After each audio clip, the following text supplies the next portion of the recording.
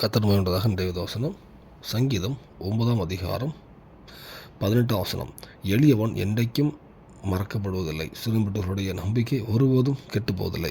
கர்த்தர் மகிமையுண்டதாக. இந்த வசனம் பார்க்கும்போது சிறுமிப்பட்டவர்களுடைய நம்பிக்கை ஒருபோதும் கெட்டு போவதில்லை இருக்கும்.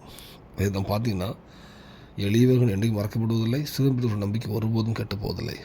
எளிமையவங்க சிறுமைப்பட்டவர்கள் எளிமையானவர்கள் இவங்களோட நம்பிக்கை ஒருபோதும் கெட்டு போவதில்லை எது சொல்லுது.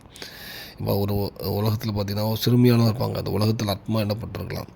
அவங்களுக்கு ஒரு தேவை வரும். அது ஆரோக்கியமோ ஏதோ ஒரு காரியம், வியாதியோ, பொருளாதாரமாக இருக்கலாம். நமக்கும் ஒரு நாள் வாழ்க்கை விடியும் அப்படின்னு காத்திருப்பாங்க. கத்தருக்குள்ள காத்திருப்பாங்க. காலங்கள் போயிட்டே இருக்கலாம். ஆனால் வேதம் சொல்லுது, அப்படி கத்தருக்காக காத்திருந்து நீங்கள் காத்திருப்பீங்கன்னா நீங்கள் ஒரு நம்பிக்கையோடு இருக்கிறீங்க. ஆனால் நம்ம நம்பிக்கை இருக்கும், உலக ரீதியாக வச்சுருந்தோன்னா அது எந்த பிரயோஜனம் இல்லை. கத்தர் எனக்காக என்னோடய ஜெபத்தை கேட்பார்னு விசுவாசத்தோடு நீங்கள் நம்பிக்கை இருந்தீங்கன்னா உங்கள் ஜெபம் கண்டிப்பாக ஏற்றுக்கொள்ளப்படும். வேதத்தில் பார்த்திங்கன்னா, பெரும்பாடுள்ள ஸ்திரியாக இருக்கட்டு 36 வருஷம் வியாதியுள்ள அநேக கத்தர் சுகப்படுத்தார். அநேக ஆண்டுகளாக வியாதியாக இருந்தவங்கள இயேசு கிறிஸ்து பூமியில் வாழ்ந்த காலங்களில் அவர் சுகம் கொடுத்தார். அவங்க எல்லாரும் பல ஆண்டுகளாக காத்திருந்தாங்க. ஆனால் அவங்க அந்த விட்டுத்தில் போகிற டைமில் கத்தரை தேடி இருப்பாங்க. அவங்க இத்தனை வருஷம் காத்திருந்துருப்பாங்க. அப்போ இயேசு கிறிஸ்து அவங்க 12 வருஷமாக வியாதினா அவங்க அந்த டைமில் அந்த டைம் வரும்போது 12 வருஷமோ எத்தனை ஆண்டுகள் வியாதியாக இருந்தாலும் அவங்க கத்தரை தேடும்போது அந்த காத்திருக்காங்க. அந்த காத்திருப்பதோடு கத்தருடைய கிரியும் வரணுங்க.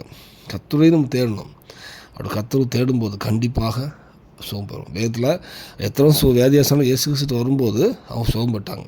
இந்த வேளையில் எத்தனை வருஷம் நீங்கள் காத்திருந்தாலும் நீங்கள் கத்தரை நம்பி அவர்கிட்ட ஜெபிச்சு காத்திருப்பீங்கன்னா கண்டிப்பாக உங்கள் தேவைகள் சந்திக்கப்படும். நீங்கள் நம்பிக்கை ஒருபோதும் கெட்டு போகாது. நீங்கள் எத்தனை வருஷம் ஆயிருந்தாலும், பூமி உலக ரீதியாக இது வாய்ப்பே இல்லைன்னு நினச்சிருந்தாலும், எல்லா சமூகம் இருந்தாலும் உங்கள் காரியம் செய்யமாக முடியும். அது அர்ப்பணிப்போம், கத்தரை தேடுவோம், வாழ்க்கையை சீர்படுத்துவோம், தேவனை பிரியமாட்டும். கண்டிப்பாக தேவனை ஆசீர்வதிப்பார். உன் நம்பிக்கை ஒரு நாள் கெட்டு போகாது. உன் நம்பிக்கை நிறைவேறும். அது அர்ப்பணிப்பு தேவனுக்கு விஷயம் வராக. ஆமென்.